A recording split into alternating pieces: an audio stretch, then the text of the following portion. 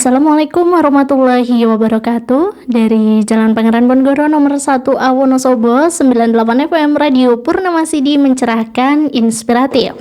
Selamat sore sahabat Purnama Sidi dimanapun Anda berada. Senang sekali pada sore hari ini kembali hadir sajian leluasa menemani Anda dari pukul 4 sore sampai menjelang pukul 5 sore.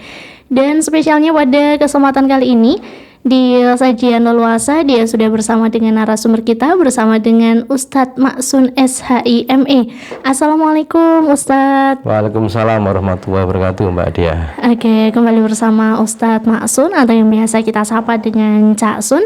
Dan spesialnya pada kesempatan leluasa sore hari ini kita akan bahas mengenai kajian muamalah, Cak ya. Iya. Oke, pada kesempatan kali ini berdasar pada pertanyaan dari pendengar Radio Purnama Sidi, Cak Sun ya. Ya, terkait bagaimana sih hukum pinjol ataupun pinjaman online ya, Cak ya, menurut hukum Islam. Nah, ini menarik sekali sahabat Purnama Sidi untuk pembahasan kita pada sore hari ini, yaitu berkaitan dengan pinjol menurut hukum Islam. Nah, ini unik sekali ya, Cak ya, untuk tema kita pada kesempatan kali ini. Setelah kemarin kita sudah bincang-bincang terkait dengan himpunan putusan tarjih Muhammadiyah sudah selesai di bab sholat, Cak Sun ya. Oke, ya ini menjawab pertanyaan dari pendengar Radio Purnama Sidi terkait dengan bagaimana sih hukum pinjol menurut Islam. Apakah mungkin boleh, apakah dilarang gitu ya, Cak Sun ya.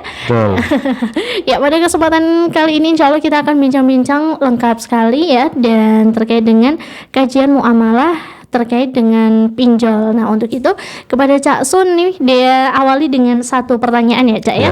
Oke, terkait dengan pinjol nih, Cak Sun ya. Biasanya kan kita sudah mulai tidak asing dengan istilah pinjaman online. Ya, dan mungkin di beberapa tempat tuh kita sudah mulai ada juga yang meminjam gitu ya, Cak ya. Nah, mungkin karena pinjaman online ini mudah dan juga gampang banget dilakukan dari jenjang usia tertentu sampai usia tertentu juga, Cak ya. Sehingga marak di masyarakat. Ya, tidak lebih kurang di Wonosobo pasti juga ada gitu ya, Cak ya. Oke. Dan terkait ini, Cak, ini menarik sekali pertanyaan yang sangat luar biasa ke Radio Purnama Sidi untuk dijawab di kajian leluasa ini terkait dengan bagaimana sih hukum pinjol menurut Islam gitu ya, Cak ya. Ya, kepada Cak Sun mungkin bisa menjawab pertanyaan ini, Cak. Baik, bismillahirrahmanirrahim. Assalamualaikum warahmatullahi wabarakatuh. Waalaikumsalam warahmatullahi wabarakatuh. Alhamdulillahirabbil alamin. Alhamdulillahilladzi bi ni'matihi tatimmus shalihat. Asyhadu an la ilaha illallah wa asyhadu anna Muhammadar Rasulullah. Allahumma shalli wa sallim wa barik ala nabiyyina Muhammadin wa ala alihi wa ashabi ajmain, amma ba'd. Sahabat Radio Purnama Sidi yang dirahmati Allah Subhanahu wa taala. Nah, salah satu di antara dampak teknologi itu kaitannya dengan keuangan, lembaga keuangan. Ini yang paling cepat menangkap inovasi teknologi itu. Kalau dulu orang pingin, ya sampai sekarang masih ya, mau pinjam uang ke bank misalnya begitu, maka dia harus datang ke banknya. Ya, datang, mengajukan, menulis form, persyaratan-persyaratannya, kemudian setelah itu ada surat diterimanya, pengajuan peminjamannya, itu juga lewat online, surveinya juga lewat online, macam-macam. Kalau keuangan tradisional misalnya enggak, harus datang, semuanya menggunakan kertas, ya, termasuk mulai akad dan macam-macamnya. Nah, pinjol itu bagian dari financial technology, ya, keuangan yang berbasis teknologi itu diantara produknya adalah pinjaman online, atau ada yang membahasakan peer to peer lending itu. Nah, ini bagian dari perkembangan zaman. Maka mudah sekali, ya kan, orang duduk manis hanya nyetorkan beberapa data yang diminta oleh penyelenggara pinjaman itu, di-share saja ke ke penyelenggara itu sudah dapat. Orang tidak perlu datang ke bank lagi gitu kan. Ya, karena uang ketika cair itu juga di rekening mereka. Ya gitu ya. Ini mudah sekali. Nah, ini makanya ini bagian dari keniscayaan dan punya dampak yang baik maupun yang buruk itu. Nah, kita sebelum jawab itu boleh apa tidak boleh, kita perlu memahami tentang pinjol atau peer to peer lending itu apa. Ya. Ada satu definisi yang saya kira ini karena yang mengeluarkan adalah yang punya otoritas yaitu OJK. Namanya pinjol itu penyelenggaraan layanan jasa keuangan untuk mempertemukan pemberi pinjaman dengan penerima pinjaman dalam rangka melakukan perjanjian pinjam meminjam dalam mata uang rupiah secara langsung melalui sistem elektronik. Jadi dari definisi ini ada 3 pihak berarti Mbak di dalam pinjol itu. Satu pihak pemberi pinjaman, yang kedua pihak yang meminjam, yang ketiga penyelenggaranya. Oke. Ya kan, atau financial technology tadi itu, fintech itu. Ya, penyelenggaranya ada 3 pihak itu. Itu subjek hukumnya. Ada definisi yang lebih teknis lagi. Ya, dari Umsida Muhammadiyah Sidoarjo itu membahas satu definisi. Pinjaman online itu apa? Fasilitas pinjaman uang oleh penyedia jasa keuangan, penyelenggara, yang terintegrasi dengan teknologi informasi mulai dari proses pengajuannya. Jadi, mengajukannya itu harus juga online. Nggak pakai kertas. Persetujuannya juga pakai online. Disetujui, diinfokan bahwa pengajuan Anda disetujui dengan nominal sekian. Pencairannya dana juga dilakukan secara online. Diinfokan dana sudah kita transfer di rekening Anda. Jadi semuanya serba online. Ini berkaitan dengan definisi tentang pinjol itu seperti apa. Nah, dalam aspek hukum pinjol sendiri sebenarnya di Indonesia itu diatur Mbak Dia. Diatur di dalam peraturan OJK, Otoritas Jasa Keuangan, itu mengatur tentang layanan pinjam meminjam uang berbasis teknologi informasi. Atau diatur oleh peraturan BI, Penyelenggaraan Teknologi Finansial. Termasuk dalam konteks syariah itu sudah diatur melalui fatwa DSN MUI. Ya, karena kita ini kan negara yang menyediakan fasilitas rakyatnya.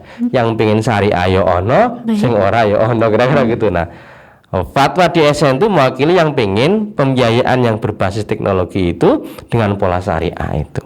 Nah, ini artinya aspek hukum pinjol itu memang legal. Cuma kan yang legal berapa, yang ilegal berapa. Ya, nah perkembangannya ini data. Ya, ini sekaligus untuk sosialisasi supaya masyarakat Wonosobo juga jangan sampai kena. Yang legal, pinjol yang legal itu hanya 98 toh. Yang ilegal, artinya ilegal itu nggak punya kantornya ya yang ada di HP-nya sendiri itu, pribadi-pribadi apa? Itu ada 234. Lebih banyak ya? Itu yang teridentifikasi oleh Lembaga Otoritas Keuangan Indonesia. Mungkin lebih dari ini Mbak Dea. Ya gitu ya. Nah, ini berkaitan dengan aspek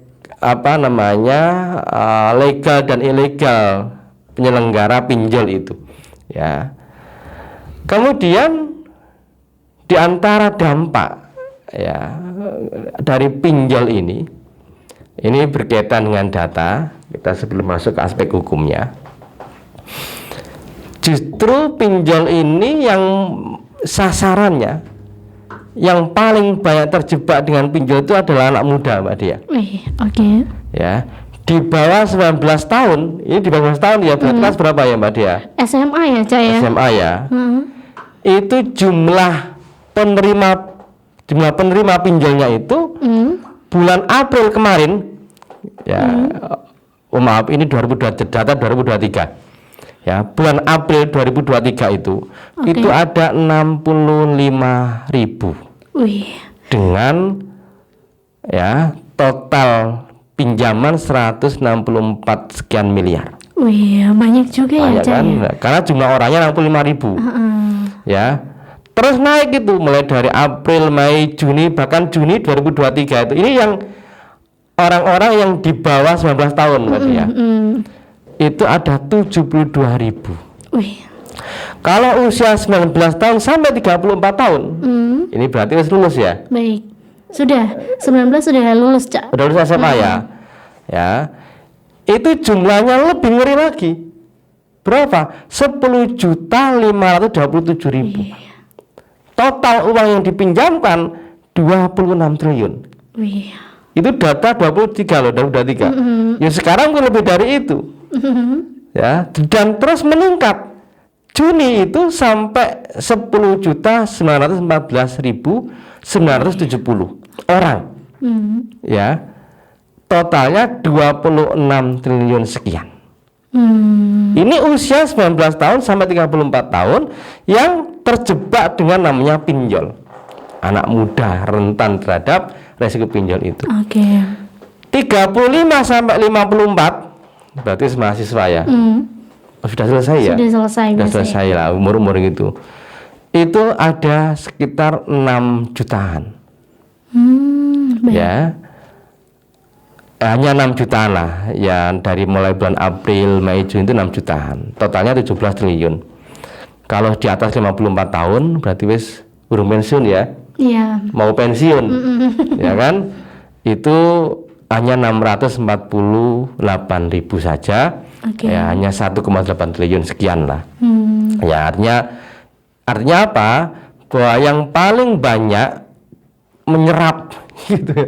Yang terpapar resiko pinjol itu adalah anak muda, khususnya usia 19 tahun sampai 34 tahun ini.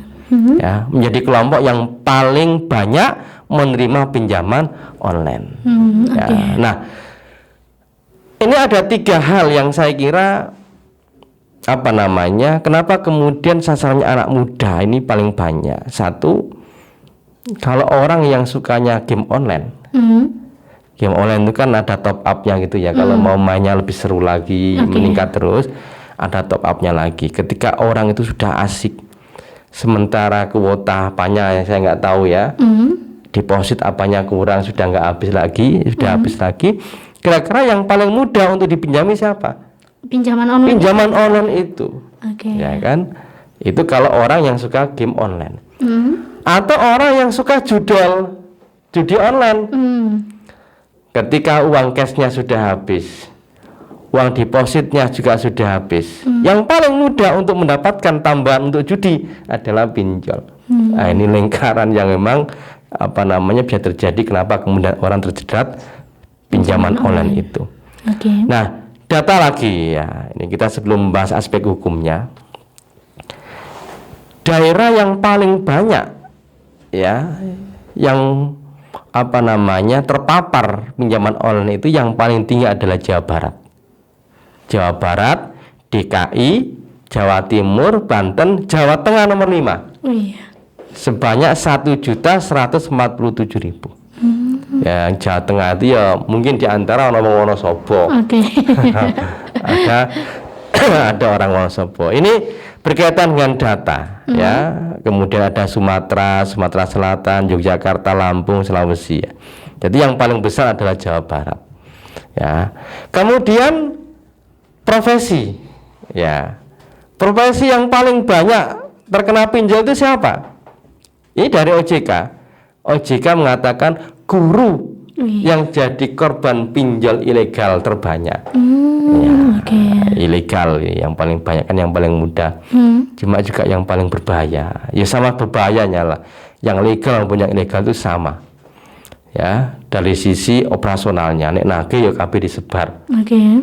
Ya, pengemudi ojek online itu 1%, berarti Grab. Ya kayak gitu ya. Itu kan yang paling mudah. Tukang pangkas rambut 2%. Pelajar ini berarti SMP SMA. Ya saya nggak tahu apakah SD juga sudah. Ya, itu 3%. Pedagang 4%. Baik. Karyawan 9%.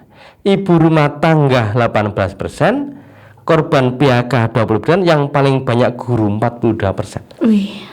Ya saya tidak tahu kalau dokter kenapa tidak, ya alam bisawab. Karena ini tidak dijadikan sampling di dalam penelitian OJK ini. Baik. Ya, ini beberapa data.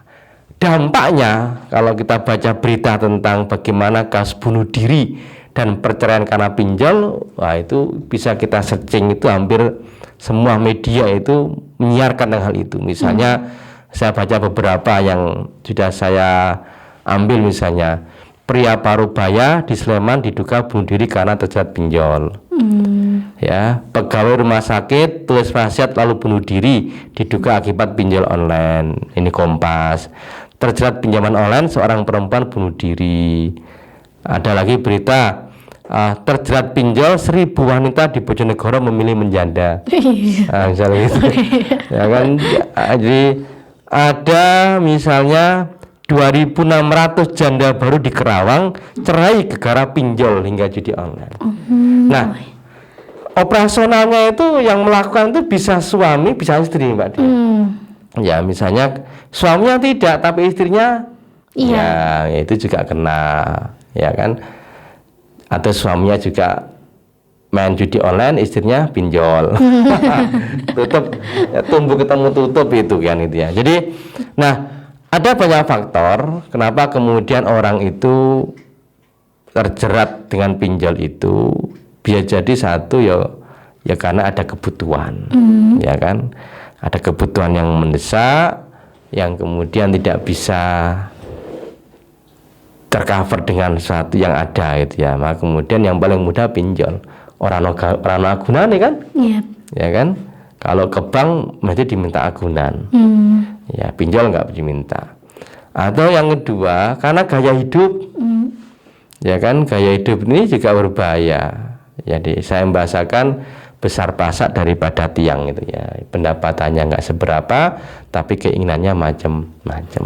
Nah, ini informasi berkaitan dengan pinjol itu seperti itu ngerinya ya. Nah, bagaimana aspek hukumnya? Kalau kita lihat namanya saja pinjol, kan udah namanya pinjaman online. Namanya pinjaman itu ya, kalau dalam konteks syariah ya, itu harus mengembalikan sama dengan yang dipinjamkan. Karena kalau lebih maka itu menjadi riba. Gitu, Mbak Dia.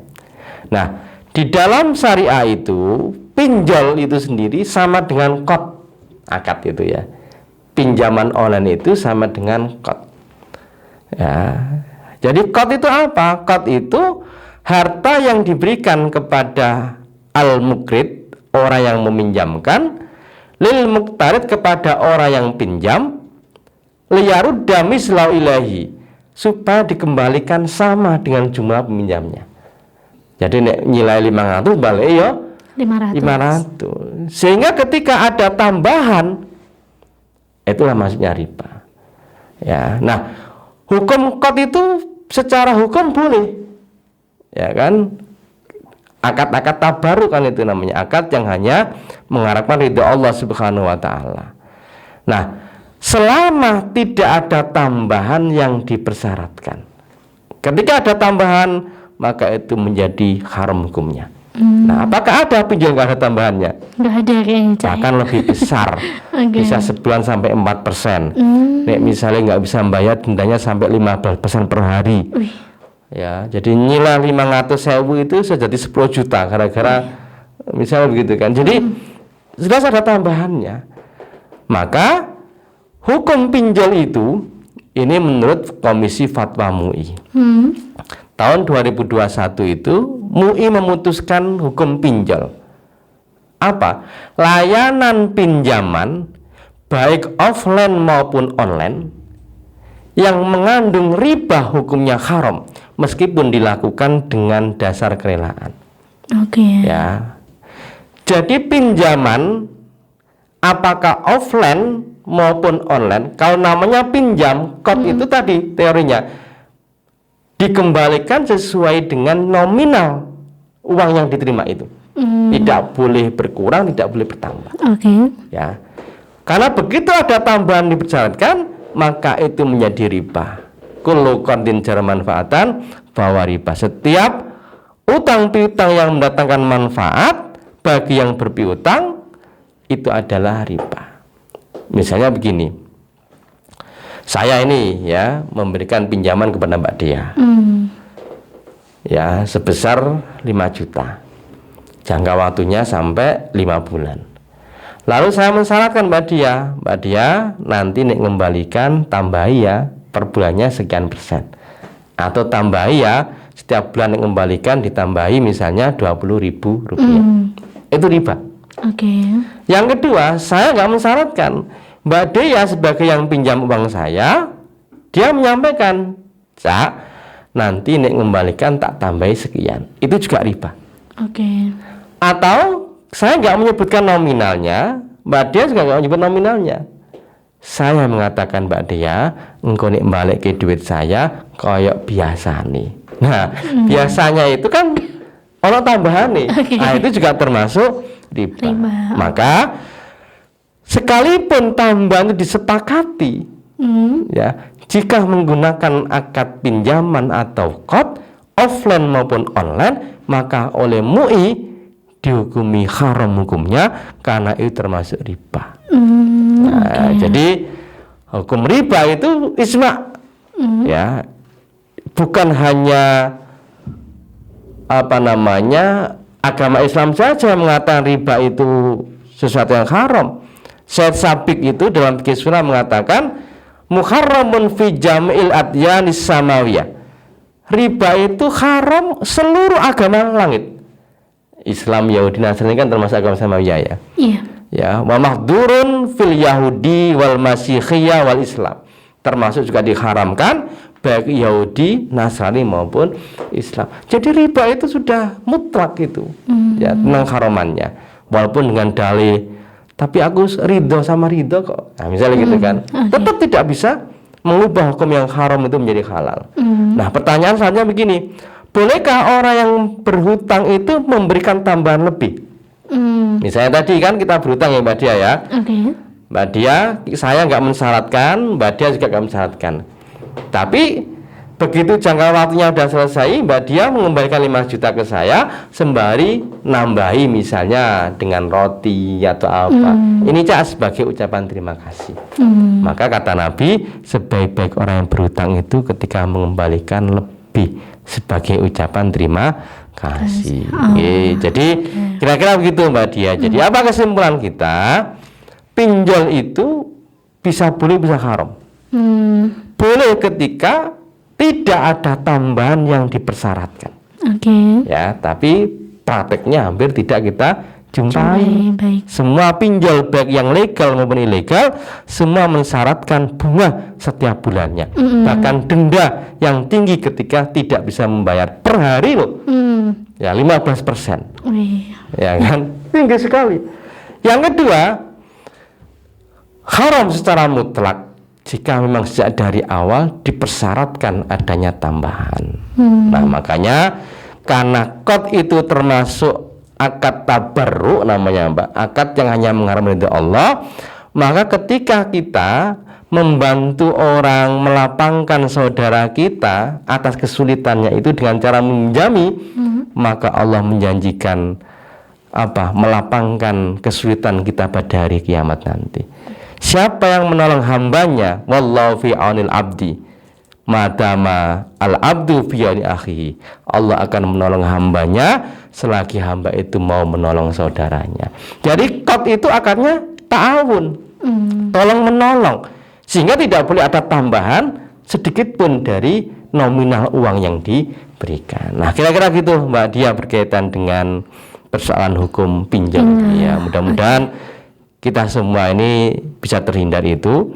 Ya, secara hukum boleh kalau memang tidak ada tambahannya, tetapi jelas dampaknya itu luar biasa. Tadi saya sebutkan bisa sahabat bernama Sidi men-searching kira-kira akibat bunuh diri, perceraian karena pinjol itu sudah sangat banyak dan bisa kita lihat di media nasional maupun media lokal. Kira-kira gitu Mbak Dia. Oke, baik. Terima kasih banyak Cak Sun untuk materi kita pada sore hari ini. Menarik sekali ya Cak ya, bahwa ternyata datanya lumayan banyak Cak. Iya. Oke, dan Jawa Tengah menduduki di peringkat kelima ya Cak ya. Oke, mudah-mudahan tidak bertambah lagi peringkatnya, dan juga sahabat Purnama City bisa mengambil pelajaran dari materi kita pada sore hari ini Cak ya. Mudah-mudahan. Oke, jadi terkait dengan hukum pinjol itu sendiri, bisa boleh atau juga bisa haram gitu ya Cak. Jadi kalau boleh itu tidak ada tambahannya, tapi itu hampir tidak ada prakteknya. Maka hukum pinjol itu MUI mengatakan offline maupun online haram hukumnya. Jika ada ribanya, riba itu terjadi karena ada tambahan yang dipersyaratkan. Oke, baik. Baik, dan ternyata dari pinjaman online ini juga banyak sekali dampak yang sudah bisa kita rasakan Cak Sun. Ya, tadi untuk sampelnya aja ada ya Cak ya, yang bahkan sampai bunuh diri gitu. Bunuh diri, ya, dan yang paling banyak guru. Oh iya. Saya nggak tahu kenapa guru, apakah gajinya kurang, ya gitu kan. Ya, ibu rumah tangga apakah nafkahnya pada suami kurang, atau karena memang gaya hidup yang membuat mereka itu harus pinjam, kira-kira gitu ya. Oke, baik. Terima kasih banyak Cak Sun untuk materi kita pada sore hari ini. Insya Allah sangat bermanfaat bagi Dea dan tentu juga untuk sahabat Purnama City. Oke, bagi sahabat Purnama City dimanapun Anda berada yang mungkin memiliki pertanyaan untuk disampaikan kepada kami, silakan Anda bisa mengirimkan pesan di 082114149287. Ya, Anda bisa mengirimkan pertanyaan melalui Radio Purnama City Wonosobo. Terima kasih banyak Cak Sun. Sama-sama. Ya, dari Jalan Pangeran Ponegoro nomor 1A Wonosobo, dia mohon pamit undur diri. Wassalamualaikum warahmatullahi wabarakatuh. Waalaikumsalam warahmatullahi wabarakatuh.